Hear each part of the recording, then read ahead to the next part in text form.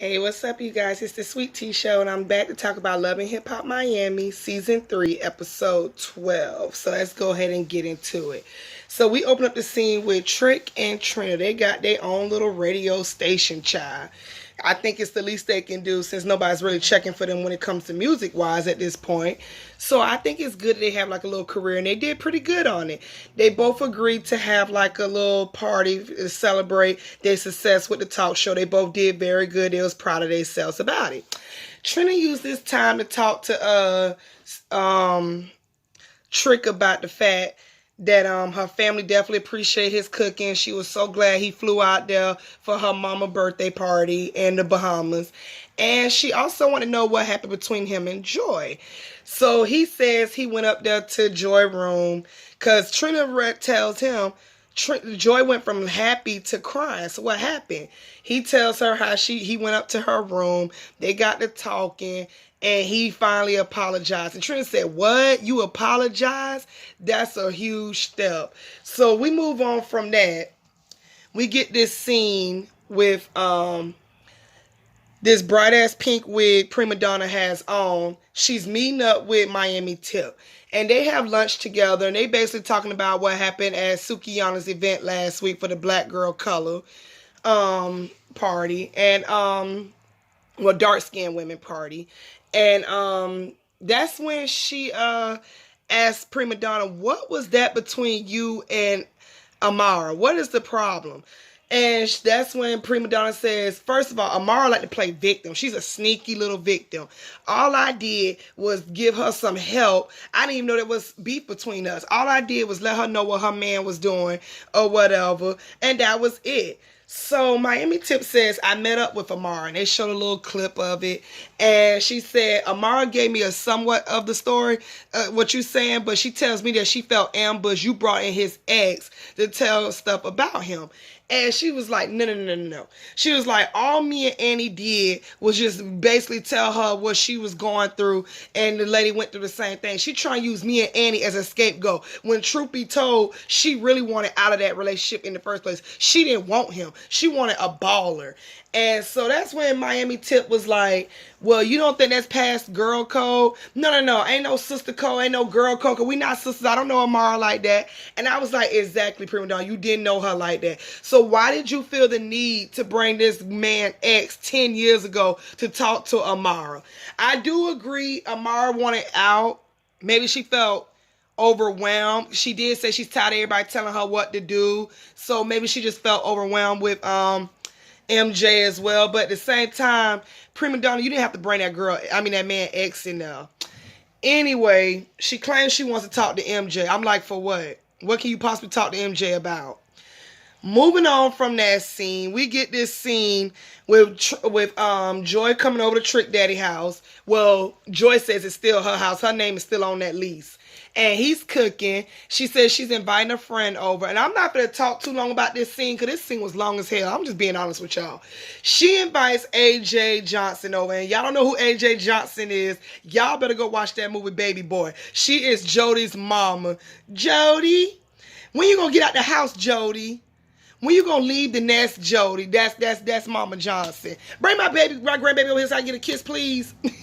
Y'all know who she is. So anyway, word on the streets is she's now a health coach, a life coach. I guess they said she's a health coach. Like she help you eat right, and that's exactly what she was doing. Trying to go in Trick's kitchen and see what he got in there and what's not healthy and what's healthy, and he wasn't here for it. Joy trying to get him to eat fruits. He said he ain't eating all of that, and she told me, that's why you pregnant now. I said, oh, Joy, that was not nice. Then they get into him trying to admit that he's still in love with her. Joy telling my son, don't do that, don't touch her, she feels uncomfortable. Basically, I felt like AJ was trying to be their therapist, and this is not what I want to see, to be honest. But I will say this, if Joy and Trick get back together, kudos to them. If they don't get back together, kudos to them. It really make a difference to me. I mean, y'all already legally married, and we see Trick ain't gonna never give you that damn divorce because he knows that he's in love with Joy and he don't want her with nobody else. And he even said that. He said that I don't want her with nobody else. And then he also said that she is the only woman who hurt him because Trick didn't do nothing wrong. Let him tell it. Moving on from that scene, we get this scene with Sukihana. We finally get to see a side of her I've been wanting to see the whole season. This is something I like to see. I like to see her with her kids. I like to get to know her kids and know more about her mother and her. All that sucking dick and fucking grandpas and being loud for the gram and talking ratchet and being ratchet and fighting. I'm not here for that. Be a lady at the end of the day. You was a black African woman that you was just trying to advertise last week about being dark skinned. I don't think your dark skin have anything to deal with what you're going through. I think it's your ignorance when it comes to the way you portray yourself on these Instagram videos. I don't know why people want to be famous off of Instagram making wild videos like that. Like, it's one thing to be funny, but all that time about some sucking dick and grandpas and the girl. But I was happy to see her with her little kids. Her little girl and little boy are very cute. I don't play about children. I don't talk about people's children because I don't want nobody talking about mine. But they were very cute. I think the lady that was with them was Sukihana's grandma. I didn't read it in time. But anyway, she took them to some little ice cream place where they was eating food. I don't know, was it the little girl birthday or the little boy birthday? But they was there for a party, clearly. And they were just saying how much they miss their mama. And they want to move to Miami. And they want a big 4-storage house. Because Sukihana's painting them all this wild dreams about how she going to get a tour bus. They're going to go places. She's one of those mamas that's trying to make her career work out so they can be living better. And it was just cute to see. Like I said, I like this side of Sukihana. If she keep this side up, I like her. The rest of that, y'all can say that shit. I mean, I know there's going to be somebody who disagree with me. Those of y'all who like it, y'all like it. But I'm not here for the ratchetness like that. I'm here for what I just saw. Woman to woman, mother to mother, to be honest. So moving on from that scene, we get this scene with Kenny going to Hood Brat job. Y'all know she's a bartender. I couldn't even focus on the conversation. I was too busy wondering what the hell was that on Hood Brat's head and why. I was just looking at who did it and why. And then y'all got mad when Stevie J said what he said. This is why Stevie J said what he said. I just don't know why he thought prima donna wigs were better. I mean, if anybody on the show, I would have said Joy. But anyway, we already knew she was going to take Kenny back. Clearly, she going to let the nigga back in. All I heard in her confessional, he supposed to be her peace. She don't really do relationship. He supposed to be her laughter. She too busy trying to get this money, take care of her niece and nephew. And she can't be dealing with this. But we all know she going to soften up and give that man a chance. I don't know why, but hey, if you like it, sis, I love it. Moving on from that scene. We get this next scene with, who was it? Ooh, I forgot. Who did we see next? I think it was the party, if I'm not mistaken. Yeah, I think it was the party. So we get this scene with the party of Trick and Trina. And everybody's pretty much there. Shay is being a bird, going around stirring up trouble, trying to be an instigator, trying to know what's going on with her brother Love Life. Even though I do believe MJ is telling her everything that's going on between him and Amara, I don't feel like you should be that pressed. I can see if MJ came up and talked to Prima Donna, you don't really need to do a Shay. You have no storyline. Your brother business is your storyline, I assume. So she goes up to Prima Donna and she talks to Prima Donna. She asks Prima Donna, look, why did you feel the need to ambush Amara and bring in my brother X? And that's an X that happened years ago. So Prima Donna still sticks with this story. So you need to talk to your sister-in-law, friend-in-law, enemy-in-law, whatever she is nowadays to you. You need to talk to her because really what she wanted a way out. She wanted a way out. So you need to go talk to her. Don't talk to me about it. So Shay says she gonna go talk to her. We get this part with Briscoe. Briscoe tells Trick Daddy that him and Shiloh, which is his baby mama, I think I'm pronouncing her name right, they are back together. She even agreed to move in with him, and he is just head over heels happy about this. And Trick said he's doing good. Him and Joy doing good. Maybe one day they can all go on a double date. Joy walks up and tells Trick, I'm proud of you. I like stuff like this when you make everybody happy around you. And just maybe, if you keep this up and take care of yourself, we go to counseling. In other words, there's hope for them to get back together. We shall see for next season. So moving on with and then he hugs her and said, "You ain't got no panties on." Shy Suki, speaking of no panties, Sukihana, Hood Brat, was it Hood? Yeah, Hood Brat and Chameleon was sitting next to each other. Nobody knows what's wrong with Chameleon. She just down in the dump. And that's when Sukihana asked her, "Bitch, what's wrong with you? And you finally wearing panties? You don't never wear panties. What you got going on?" And I'm just like, oh, Lord, here we go with the ratchetness. Moving on from that, Shay goes up to Amara and asks Amara, "What's up with her and her brother? I know we taking a break from our friendship, but what's up with you and my brother?" Because MJ is really upset. He hurting.